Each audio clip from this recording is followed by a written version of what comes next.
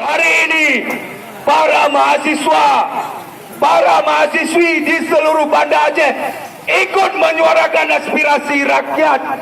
Wahai Bapak Gubernur, buka telingamu, dengar apa yang dibicarakan,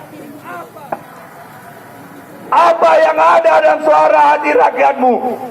Wahai Bapak Gubernur, kami datang kemari untuk menuntut dan menolak PT MM berdiri di Butuh Adil dan Pegasing Aceh Tengah. Karena PT MM ini adalah perusak lingkungan. PT MM ini adalah hilangnya marwah Aceh. PT MM ini, gara-gara PT MM, situs sejarah yang ada di Butuh Adil hilang.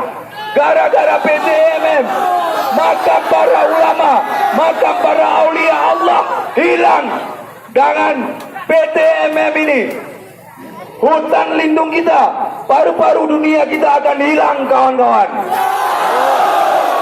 Maka dengan itu, kami bersikap tegas, kami bersuara lantang bahwa hari ini kami menolak kehadiran